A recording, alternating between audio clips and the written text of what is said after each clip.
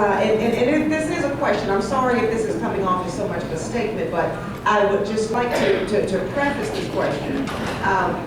Dr. King was very instrumental in visiting, and not just Dr. King, many of the greats, was instrumental at not only touring and visiting and speaking to those at the Black church and other churches, synagogues and things of that nature, but definitely HBCUs, and there were even cities in Atlanta, in Birmingham, children that were in high school, middle school. Now, getting back to the HBCU component, there's a specific demographic there that has kind of made it. They're not in jail.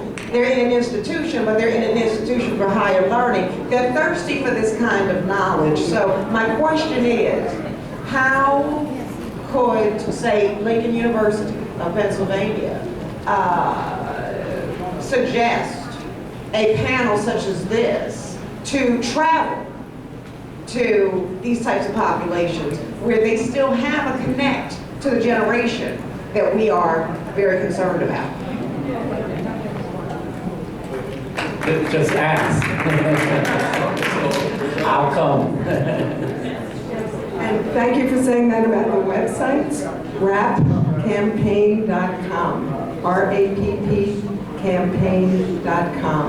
I'm not giving up my website and just take 10 pounds off my stomach. Everybody gonna see. A website it's called Solitary Watch. All you have to do is Google Solitary Watch. Correctionalassociation.org. I do have a lot of information here that I will put in the back, and has our website and everything. Muhammad, they want you to repeat your website. Oh, Solitary Watch. Yeah, Solitary Watch. .com. Very good. Do you have a business card? I certainly do. Good afternoon. Yes. My name is Shalom Ismail. I'm the New Jersey Anti-Violence Chairman, and I'm also Director of the National United Youth Council Incorporated. One correction officer. Wednesday I was on the panel on gun violence. And I brought up, people that know me in Jersey, I speak a lot about black because it seems like they're most devastated in the community of New Jersey. Just to give you some numbers, and I'm going to ask a question. African Americans are about 14% of the population, 63% of the prison population, which is the highest in the nation according to the Sentencing Project of Washington, D.C. 58% of the arrest rate are white. And two of those days in the city, according to Money Magazine, are Newark and Canada. Our organization believes that so they didn't realize that industrial complex young individual and refused to respond to it. black violence have a direct correlation. And I think Brother Muhammad and somebody else mentioned what happened to brothers when they go into prison and what happens when they come out. I lectured to a lot of young brothers going in and brothers that's coming out, and some of them are stupid going in and crazy coming out, and they end up with guns, which is another part of another issue. So my question is, why is an issue such as the prison population, as it is, how devastating it is to African American communities, particularly African American communities, across this nation, but yet this issue has not become a major agenda item on any organization's agenda. Thank God we got brother who pushes on that, and Dan is brave enough. At least bringing somewhere around here. And I know you've been talking. I remember Dan, you've been pushing this and this finally is on the agenda item. What do you think we need to do to make this issue a major issue in conventions across the country, particularly African American agendas, NACP, Urban League, and others. I'd like to speak on that. We know. I've been pushing this for a minute. And what's the problem is this is our dirty secret. You know how, in our homes we might have a perverted cousin or uncle, and we don't want to talk about it? This is this issue. See, it's not a nice issue to talk about, airing your dirty laundry. But we have to, because, this didn't happen in the vacuum. It's predicated on historical incidents. And it mushroomed out of control now. Rihanna talked about generations and generations that will be impoverished, that will always be a permanent underclass. This is what's happening. And the reason why the churches don't want to speak about it, the major organizations don't want to speak about it, because it's not pretty. See, this, it's not language that will tickle your ear. We will have to deal with hard issues and hard facts. And we don't want to do that sometimes. But this is a reality, and we have to deal with it. This is a problem that's not going to go away.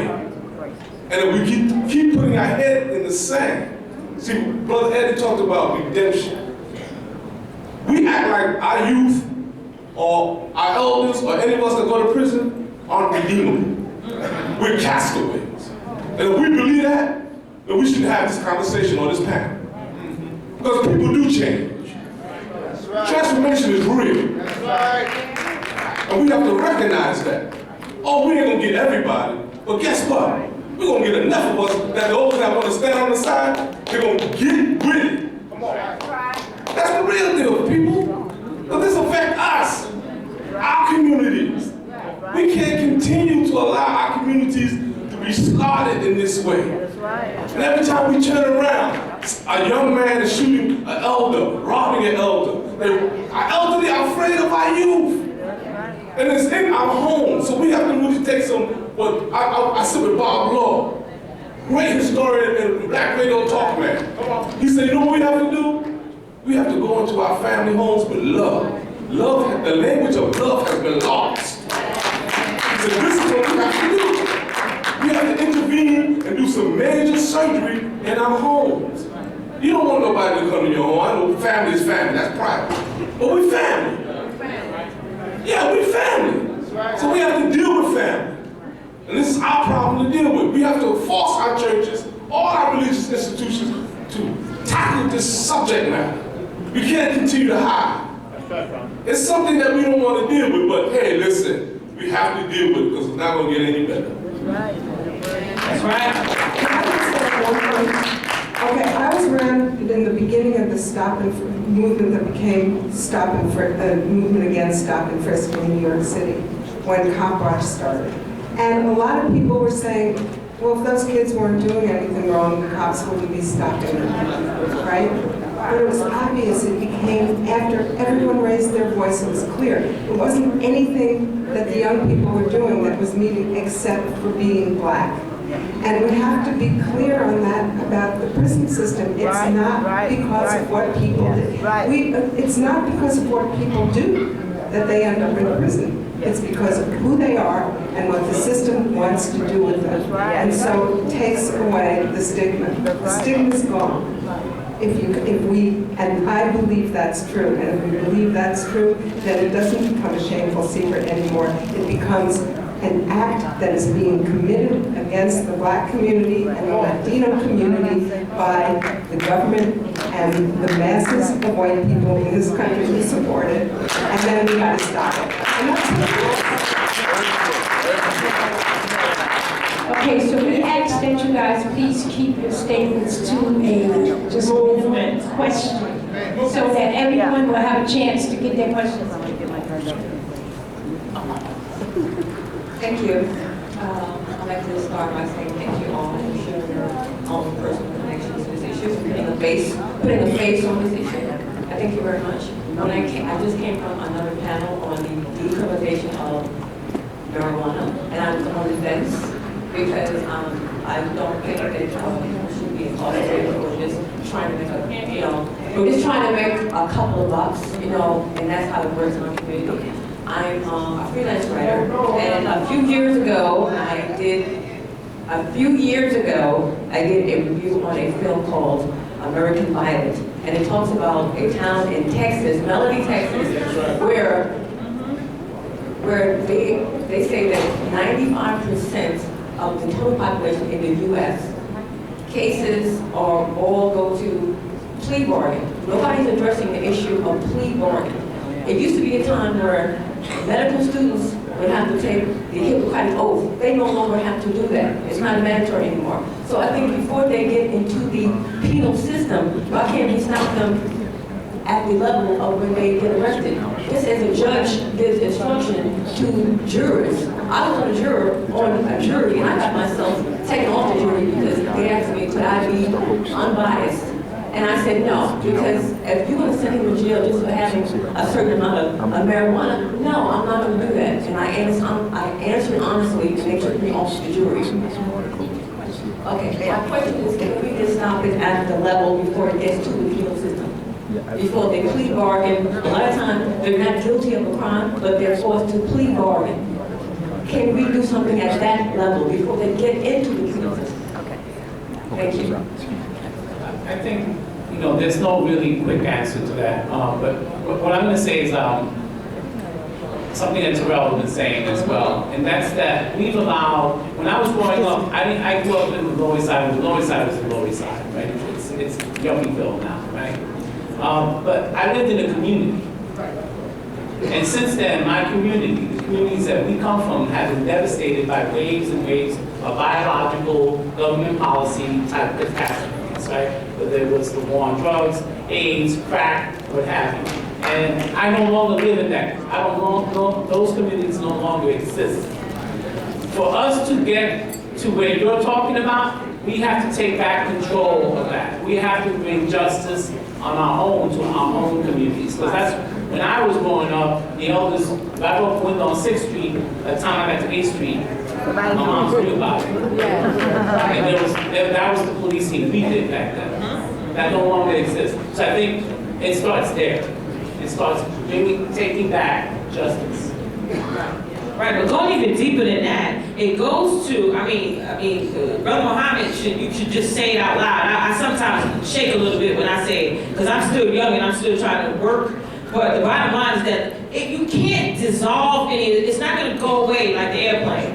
This is straight racism. So let's talk about where is the elephant? It's me. The bottom line is, we got to talk, you talk about breaking this down and not having people go to prison and having people come out when they do something or not go at all for marijuana. You talking about that we're in communities where we are targeted because of the color of our skin. Yeah. So we don't change what is happening where you have the have and the have-nots and all of that kind of stuff going on. Then we put them band-aids on. Come on, Eddie, you taught me that yourself. It's some of my elders that have went before me that taught me that. I was like, oh, programs, we can get a job. But then I didn't think about the real underlying why the poverty is there. So when you talk about a systematic change, Brother Muhammad, I know he was right there. When you talk about a systematic change, that's what it is. People don't want to give up that kind of power. They don't want to give. We have to take that kind of power. You know what I mean? We here without something. He wouldn't want us to, mess around. That's all what it is. That's right. You know what I mean? And we have to find a way. It's very disheartening to know that you are judging me because of the color of my skin. It is very disheartening. But we have to find a way to be able to get that power. And all of these things that we're talking about today is some of the things that we can do to make sure that we start to take that power back. Right? Oh, yeah. Oh, yeah. Well, This is Sean Williams, chairperson of the National Action Network Bronx chapter. This has been absolutely amazing, so I just want to commend all the panelists and you, Yolanda, for doing an excellent job. And you know what, that you segue right into my question, and it's like, what do we do? And as a personal development coach, I realize that's a topic that we don't even touch. It's about personal development, just becoming a better us. And we don't need a degree or anything to do it. We just need to open up the books and the resources that are available. So I'd just like to challenge everyone here today to start a book club. And it's something as simple as that, because you can start a book club with 3-year-olds. You can stick them in a room and teach them somewhat of a social justice conversation on a 3-year-old level. But I realize that meeting people where they are is the only way that we can really change, because going to register to vote means absolutely nothing, and I said it. It means absolutely nothing if you are not going to the poll and if you are not taking somebody else with you. And those are my comments, and I thank you again.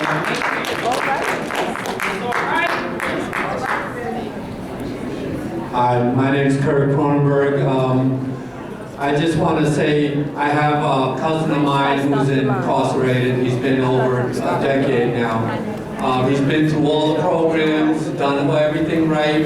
2.5 years ago, we went to see him graduate for his bachelor's degree. Last year,